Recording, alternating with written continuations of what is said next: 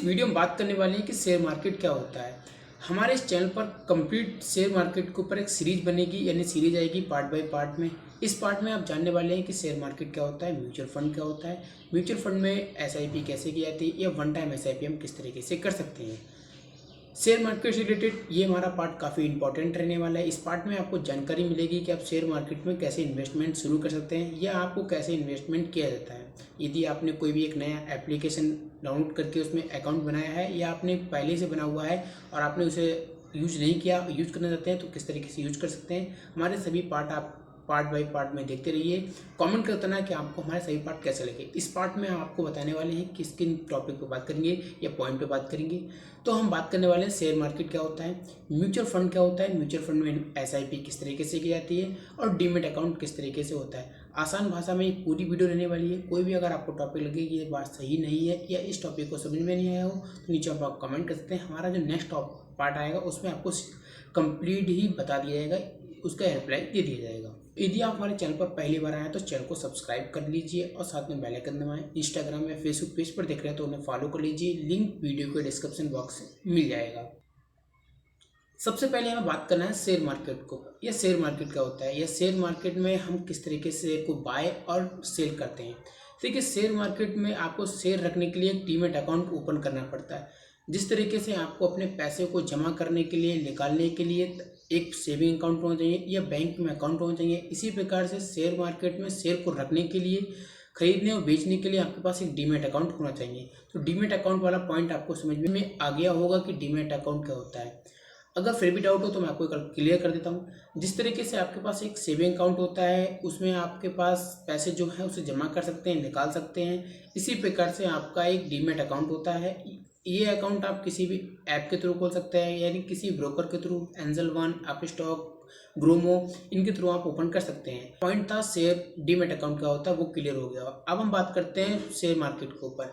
जब आप account open कर लेते हैं तो आप किसी भी कंपनी के शेयर बाय करते हैं या किसी भी बैंक के शेयर बाय करते हैं। अब शेयर क्या होते हैं, आपने कई बार सुना होगा कि एलआईसी ने अपना आईपीओ लॉन्च किया या किसी भी कंपनी ने अपना लॉन्च किया। आईपीओ का मतलब होता है उन्होंने अपने शेयर लॉन्च किए हैं अपनी। मान लीजिए आपने एक माचिस का पैकेट परचेस किया है, पूरा एक पैकेट जिसके अंदर 10 पीस हैं या 10 माचिस के पैकेट हैं। उसके में से आपने एक पैकेट अपने पास रख लिया और बाकी पैकेट को यूज़ कर लिया। अगर उस पैकेट के रेट हाई जाते हैं, एग्जाम्पल के लिए मान लीजिए उस पैकेट का रेट अब 100 रुपये का हो गया और आपने 10 रुपये में परचेस किया था, तो आपको 100 रुपये में आप कभी भी चाहो तो सेल करके 100 रुपये ले सकते हैं। इसी तरह का शेयर मार्केट में होता है। किसी भी बैंक के, किसी भी कंपनी के आपने कोई भी शेयर परचेस किए, जैसे मान लीजिए यस बैंक के आपने एक शेयर को परचेस किया जिसकी कीमत 25 रुपये है। आपने उस शेयर को परचेस किया, अगर उस पर रिटर्न बढ़ता है तो आपको उस पर 25 रुपये जाएगा, 26 होगा तो आपको 26 मिलेगा, 27 होगा 27 मिलेगा। अगर डाउन नीचे आता है तो आपको लॉस होगा तो लॉस देना होगा। शेयर मार्केट में हम इन्वेस्टमेंट कितनी बार कर सकते हैं या कितनी बार करते हैं, क्या हमें डेली करना होता है या हर दिन करना होता है, इस बार बात कर लेते हैं।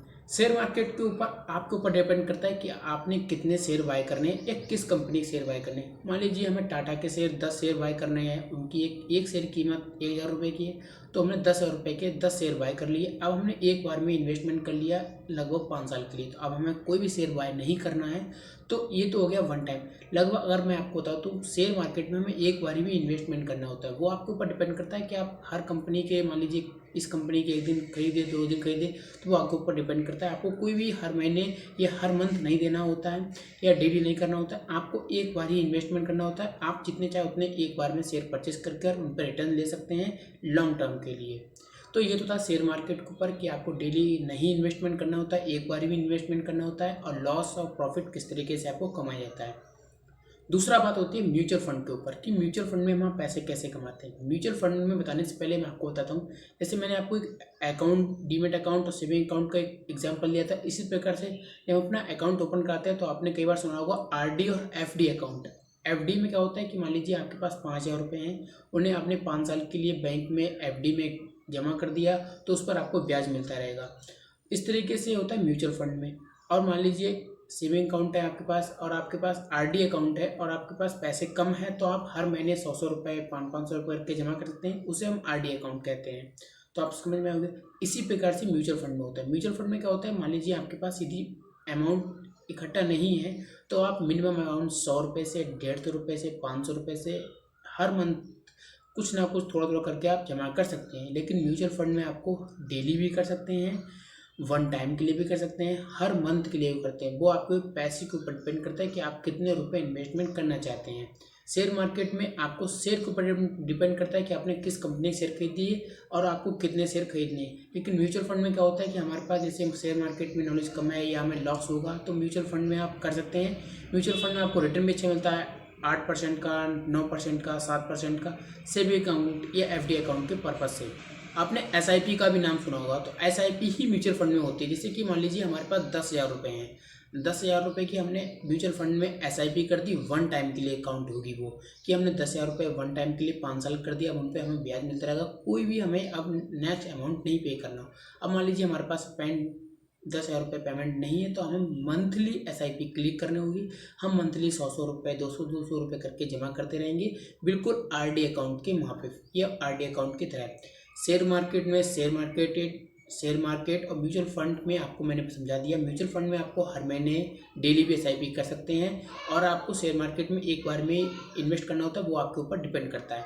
शेयर मार्केट म्यूचुअल फंड मैंने आपको समझा दिया। डीमैट अकाउंट मैंने आपको पहले ही समझा दिया। एसआईपी में भी समझा दिया कि म्यूचुअल फंड में जब आप पैसे जमा करते हो तो वो जो जमा करने का बीच का प्रोसेस होता है, वन टाइम के लिए या हर मंथ के लिए, तो वो एसआईपी आप ये समझते हैं वो वाउचर है जो आपको भरना पड़ता है। इसी प्रकार से समझ सकते हैं।